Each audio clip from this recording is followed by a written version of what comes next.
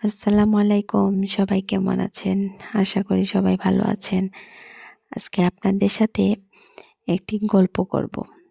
গল্পটি হচ্ছে মেট্রো ইঁদুর ও শহরের ইঁদুর। একবার এক গণ্যমান্য শহরের ইঁদুর এলো এক সাধারণ মেট্রো ইঁদুরের কাছে। মেট্রো ইঁদুর বাস করত এক মাঠে। সে তার অতিথিকে খেতে দিল যা তার ছিল মটর ও গমের দানা। গণ্যমান্য ইঁদুর একটু কুটে খেয়ে বলল, তোমার খাবার এতই পুষ্টিকর বলেই তুমি এত রোগা।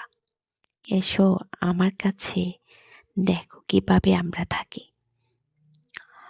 তখন মেট্রো ইঁদুর চলল শহরের ইঁদুরের কাছে। রাতের জন্য তারা মেঝের নিচে অপেক্ষা করল।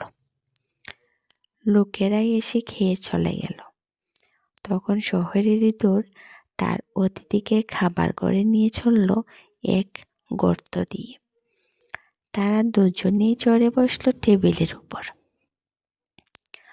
সাধারণ মেট্রো ইঁদুর জীবনেও কখনো এমন ভালো খাবার চোখেও দেখেনি। সে বলল, তুমি ঠিকই বলেছ, আমাদের জীবন খুবই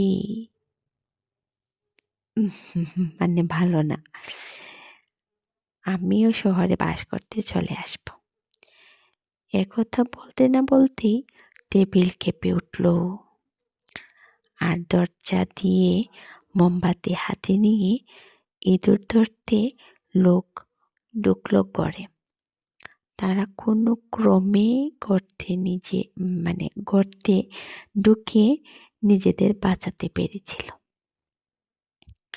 না, বলল মেট্রো ইঁদুর, এর চেয়ে আমার মাঠে বাস করা ঢের ভালো। সেখানে এমন মিষ্টি খাবার নেই ঠিকই, তবে এমন ভয়েরও কোনো কারণ নেই। আরেকটা গল্প বলি, সাগর নদী ও ছোট নদী। গল্পটির নাম হচ্ছে আর কি এটা। একজন লোক আরেকজনের সঙ্গে তর্ক করে বলল, সে প্রচুর পান করতে পারে। সে বলল, আমি পুরো সাগরটাই পান করে ফেলতে পারি। কিছুতেই তুমি তা পারো না। নিশ্চয়ই পারি, এসো বাজি ধরা যাক।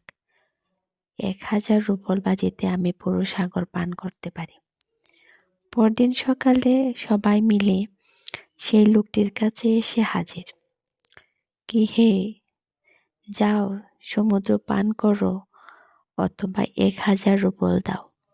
সে বলল, আমি বলেছিলাম সমুদ্র পান করব, কিন্তু নদীকেও পান করব এমন কথা তো আমি বলিনি। নদীও ছোট নদীতে বাদ দাও, যাতে এর জল সমুদ্রে না পড়ে, তবেই আমি সমুদ্রকে পান করব। মজার না?